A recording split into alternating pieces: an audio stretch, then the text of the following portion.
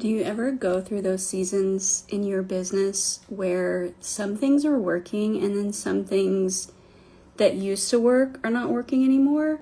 I had a coaching call with one of my clients today. She's been in my program Momentum since August, and she was all in, ready to go. I had some progress, started hitting a couple bumps, and when I reached out recently to my group and said, hey, if you want to schedule some one-on-ones to get some additional support, talk to me and we'll get that set up.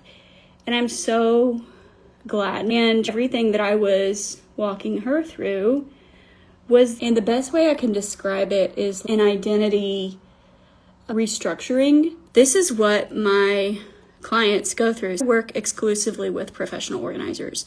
Typically they find me when they're about 1, maybe 2 years in, and they've quit their jobs. They've done enough to show that they're serious, that they've got what it takes, they've got the work ethic to do this business. But then something happens where they hit a spell. They hit a feast or famine spell, things were going well, and then whatever was working just stopped working.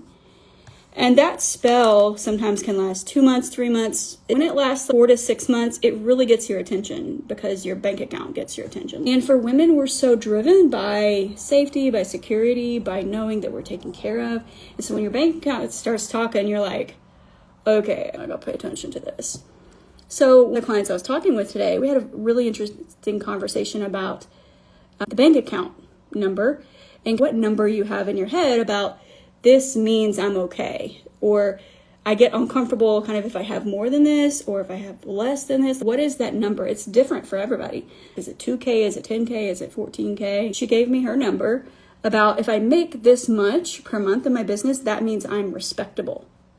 I was like, interesting. And today I was playing Dr. Holly. I was like, we're not judging, we're just diagnosing. For a whole hour, I asked questions before I made any sort of diagnosis of any kind. And I just asked a lot of questions, and a lot of what comes up for my clients is this sense of looking to the external, to the number, to the clients coming in, to the bank account, to the metrics, to the analytics, to the data, which is good to look at data. You want to look at what's real.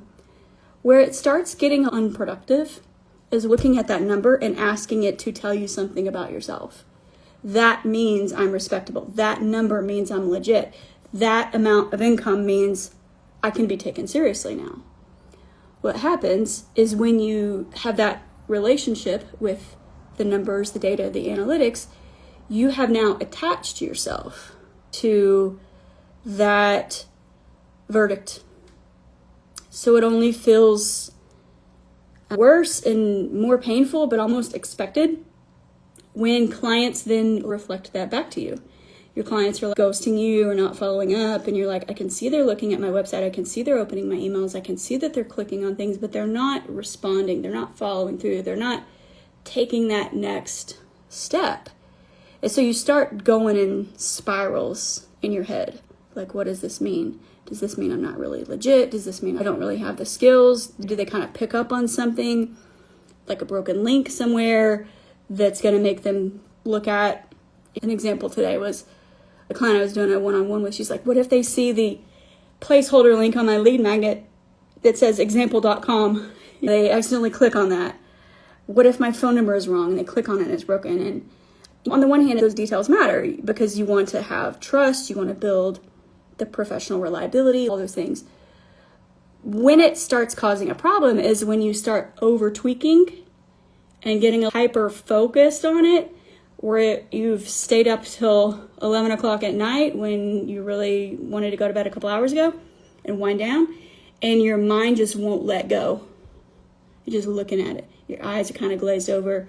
You're scanning for mistakes because you don't want to be accused or seen by someone who might make an accusation or judgment, even internally, that you don't have it together.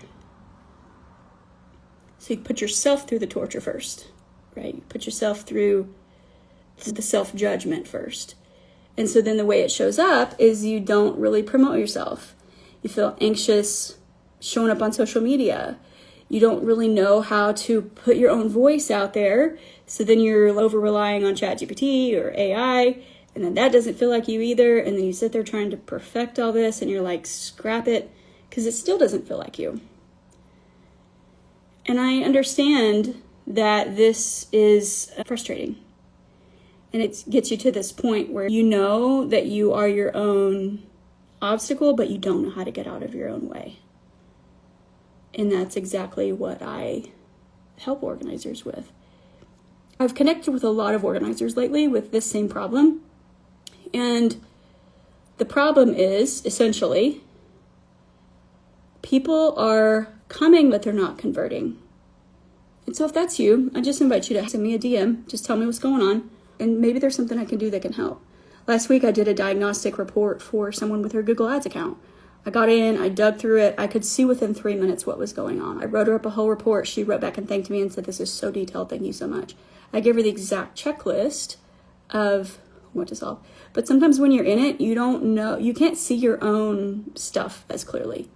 I'll tell you, you can't read your own label from inside the jar. You think about a pickle jar, it's got the label on the outside of it.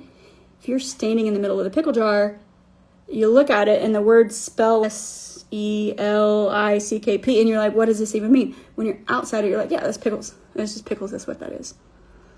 And what I find with organizers is everybody feels like their problem is special, it's unique, it's different. Their market is different, the economy is the problem, you name it. And so what they try to do to fix that is to be more accessible, be more affordable, add more pages to their website, try to speak to more people. Organizers love adding stuff to their websites. So when I look at it, my question that I'm asking really, and the label that I'm looking for is, who is she talking to? Who is she talking to? And why would they want to click? That's a really simple question I'm asking.